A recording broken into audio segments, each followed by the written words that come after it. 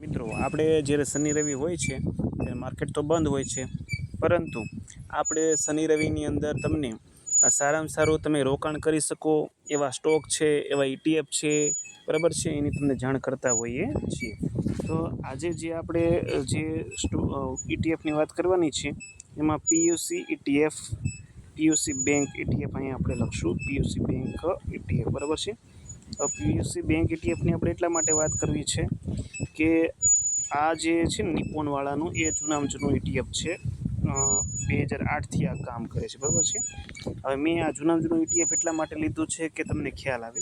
હવે તમને ખબર છે કે PUC બેંક ETF છે એ પબ્લિક સેક્ટર જે બેંકો છે, એટલે કે જે સરકાર જેની પર નિયંત્રણ ધરાવે છે એવી બધી બેંકો, બરાબર છે. એટલે કે કઈ કઈ બેંકો કે જો અહીંયા તમે જોઈ શકો છો, state bank, bank of Baroda, Canara bank છે, પંજાબ નેશનલ બેંક છે, યુનિયન બેંક છે, ઇન્ડિયા બેંક છે, બેંક ઓફ ઇન્ડિયા છે, બેંક ઓફ મહારાષ્ટ્ર છે, ઇન્ડિયન ઓવરસીઝ બેંક છે, સેન્ટ્રલ બેંક છે, બરાબર છે. એ સિવાય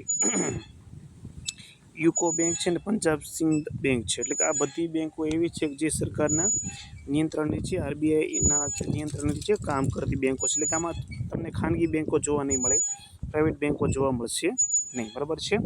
હવે આ જે બેંકો છે એમાં તમને ખબર છે કે આપણે એક ખાસ માનસિકતા કઈ હોય કે આપણે આમાં FD કરાવતા હોઈએ. આ બધી બેંકમાંથી ક્યાંક ને ક્યાંક ખાતું તો તમારે હશે જ, તો આપણે આમાં FD કરાવતા હોઈએ છીએ. FDમાં કેવું છે કે 6 થી 7% તમને રિટર્ન મળે છે, બરાબર છે. હવે FDમાં રોકાણ કરવું, બરાબર છે, એને બદલે આ PUC બેંકમાં તમે રોકાણ કરો, બરાબર છે. તો આ PUC બેંક છે એના તમને રોકાણનું અહીં કેલ્ક્યુલેશન તમને અહીં બતાવું છું. જો માની લો કે કોઈ એક ટાઈમે ચાલો આપણે 1 લાખનું કરાવીએ છીએ ને, FD કરાવતા 1 લાખની FD કરાવતા હોઈએ છીએ, બરાબર છે. તો 1 વર્ષની અંદર તમે વિચારો, હાલો FDની સાથે આપણે ચાલીએ છીએ, તો 1 વર્ષની અંદર જો 1 લાખનું રોકાણ કોઈ કરે તો 1,38,000 રૂપિયા તમને મળે. 38% રિટર્ન તમને અહીંયા મળે છે. તો ક્યાં તમે વિચાર કરો, ક્યાં 6 થી 7% રિટર્ન અને ક્યાં અહીંયા 38% રિટર્ન, બરાબર છે. 3 વર્ષ માટે જો તમે રોકાણ કરો છો તો 141% રિટર્ન છે, અને 5 વર્ષ માટે જો તમે રોકાણ કરો છો તો 316% તમને રિટર્ન મળે છે. 5 વર્ષની 316% રિટર્ન મળે છે. એટલે કે 4 લાખ રૂપિયા તમને અહીં મળે છે. 3 વર્ષમાં 2,43,000 મળે છે, અહીં 4,16,000 મળે છે, અહીં 1,38,000 તમને મળે છે. તો જો તમારે સલામત રોકાણ કરવું છે તો આ PUC બેંક છે એમાં રોકાણ કરી શકો. અત્યારે જો આનો ભાવ 91 રૂપિયા છે, બરાબર છે. અમારા લોકો આનું જે રિટર્ન કેલ્ક્યુલેટર હતો એમાં આપણે નિયમ એવો છે કે આપણે બીજી રીતે વિચાર કરીએ કે માની લો કે આપણે જે PPF છે એમાં એવું આપણે કહીએ છીએ કે ભાઈ 12,500નું રોકાણ તમારે કરવું જોઈએ, 12,500નું દર વર્ષે. એટલે કે 1.5 લાખનું રોકાણ તમે કરો તો તમને 40 લાખ રૂપિયા મળે, બરાબર છે.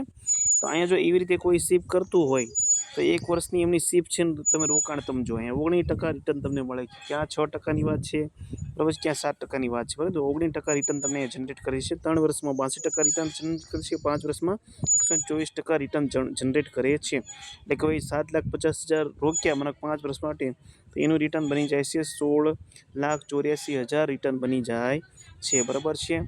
તો સલામતમાં સલામત તમે જો PUC બેંકનું રિટર્ન છે. હવે આમાં પછી થોડીક ધીરજ પણ રાખવી પડે, કેમ કે PUC બેંક છે ને એ માર્કેટ સાથે ચાલે છે. હવે માની લો કે કોઈ 2008માં રિટર્ન કર્યું હોત ત્યારે 23 રૂપિયા ભાવ હાલતો હતો આ ETFનો, આ સ્ટોકનો ભાવ. એટલે કે આની બધું સંયુક્ત રીતે ચાલે, બધી બેંકો એક સાથે. તો 23 રૂપિયા ભાવ હતો જે 2020માં 16 થઈ ગયો હતો. તો તમે એમ કહો કે જો આમાં તો ક્યાં રિટર્ન મળ્યું, પરંતુ આ માર્કેટ સાથે ચાલતું હોય છે. તમને માર્કેટનો નિયમ ખબર છે કે 5 વર્ષ, મેક્સિમમ 5 વર્ષ અથવા 10 વર્ષ સુધી તમારે રિટર્નની રાહ જોવી પડે, બરાબર છે. તો તમને આનું રિટર્નનું રિઝલ્ટ મળે છે, બરાબર છે. ત્યાર પછી તમે વિચારો 2020થી એને સ્પીડ પકડી તો તમે વિચારો ક્યાં પહોંચ્યું, બરાબર છે. 23 રૂપિયા કોક રોક્યું હોય એને એમનું જાળવી રાખ્યું હોય, એમનું રોકાણ ચાલુ રાખ્યું હતું, તો પછી તમે જો એને જે સ્પીડ પકડી છે એ 3 થી 4 ગણી સ્પીડ પકડી છે. એટલે કે માર્કેટમાં જો તમે આવ્યા છો, સારું રિટર્ન તમારે જોતું છે તો તમારે અહીંયા ધીરજ તો રાખવી પડશે, બરાબર. મિનિમમ 5 વર્ષ, 10 વર્ષ, 15 વર્ષની ધીરજ રાખવી પડશે, બરાબર છે. અને અહીંયા તમારે એક બીજો ફાયદો પણ એ છે કે કોઈ ફિક્સ વસ્તુ છે નહીં. તમે જ્યાંથી જેટલી શરૂઆત કરવા માગો, જેટલું રોકાણ કરવા માગો તો કરી શકો છો. હવે આમાં એક વાત એ છે કે તમે જો 91 રૂપિયાનો ભાવ થઈ ગયો છે, કેમ કે આ જૂનામાં જૂનું ETF છે એટલા માટે, બરાબર છે. પણ હવે આપણે જો એવું વિચારો કે આપણે આ નવી સેટથી શરૂઆત કરવી છે, એટલે કે સ્ટાર્ટિંગથી જ આપણે લેવું છે, જેથી અમને સ્ટોક પણ ઝાઝા મળે, કેમ કે જેમ આનો ભાવ ઓછો સ્ટોક તમને વધારે મળે છે. આપણે જો સ્ટોક અહીંયા વિચારો ગ્રોવાળા છે એને પોતે પીયુસી બેંક છે, બરાબર છે, નિફ્ટી પીયુસી બેંક ETF, બરાબર છે. તો ગ્રોવાળા છે એને પીયુસી બેંકનો જે આ સ્ટોક છે, બરાબર છે, એ લોન્ચ કર્યો છે, બરાબર છે. તો અહીંયા તમે જોઈ શકો છો કે આ જે પીયુસી બેંકનો જે સ્ટોક લોન્ચ કર્યો છે તે સ્ટોક લોન્ચ થયો છે 82.92થી સ્ટોક લોન્ચ થયો છે. જો આની કિંમત આટલી બધી વધારે એટલા માટે છે કે પીયુસી બેંકની માંગ એવી છે, બરાબર છે. તો તમે અહીંયા 82.92 છે પીયુસી બેંક, બરાબર, આની અંદર પણ રોકાણ કરી શકો છો.